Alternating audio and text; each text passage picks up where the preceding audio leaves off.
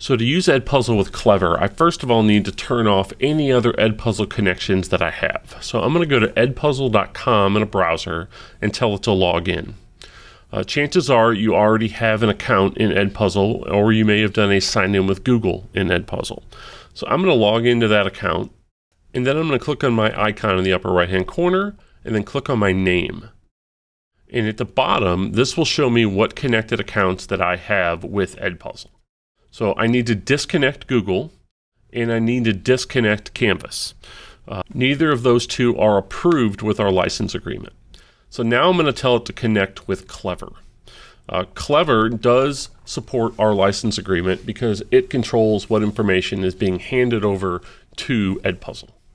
So when I click on that, it's going to ask me to sign into Clever if I haven't done so already. And then on the left, I can click on the library and then go to Add. And this is where I'm going to search their library. It's like an app store, find Edpuzzle, and tell it to install.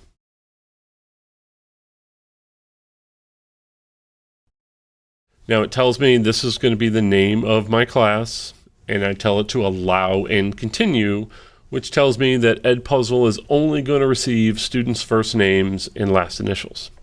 Now I should also see all of the previous Edpuzzles that I've already created. So you did not lose your account. You don't have to start all over. I can simply click on any video that I have, and then I'm ready to assign that video to a class. So you'll notice there are no Clever classes in here, just a couple old classes from previous systems. So I need to add a new class, and then I'm going to click the Clever button to import classes from Clever. So this allows me to choose my classes directly from Clever.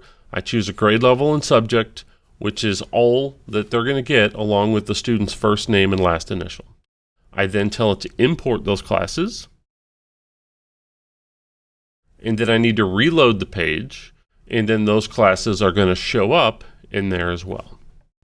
Now I can simply choose the Clever class and hit Next, making sure I have the one with the Clever icon.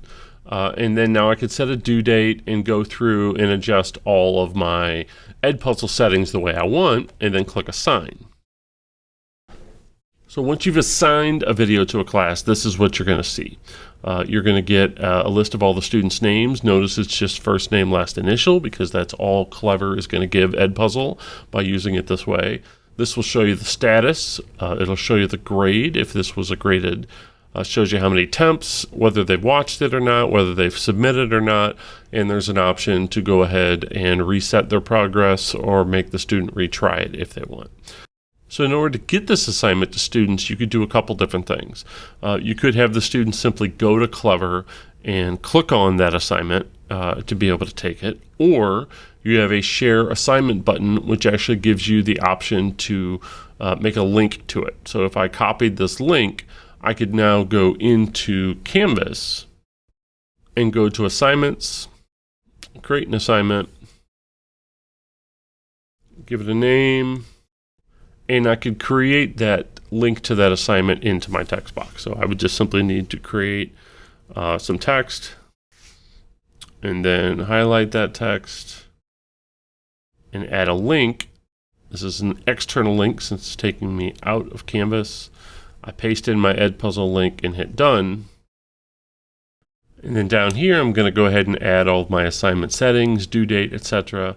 I'm going to set my submission type to no submission because they're not actually submitting anything into Canvas. They will take their video, they will mark their video as completed in Edpuzzle, but there will not be anything that they're submitting into Canvas. Now, another option is you could have them take a screenshot of their score when they completed the Edpuzzle, and you could have them submit their screenshot if you wish.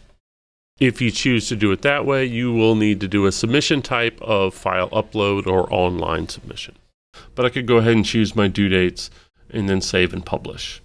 Now, when a student sees this assignment and they click on that link, it's going to take them into Edpuzzle. So they're going to have a link, and then when they click on it, it's going to take them into this assignment directly in Edpuzzle through Clever whenever they go to watch it. And they'll be able to go through, complete the entire video. Now, the only caveat to doing it this way is that grades do not automatically transfer over into Canvas the way they did with the Canvas integration tool. So what that means is your grades will live in the Edpuzzle Clever app. You'll be able to see the students' names with their grades listed, but they're not going to get transferred automatically over to Canvas. Now, since I created an assignment called Edpuzzle to share this assignment with students, I'll have that assignment already in my grade list, in my grade book, and I could simply go back and forth and enter in those scores manually and tell it to save.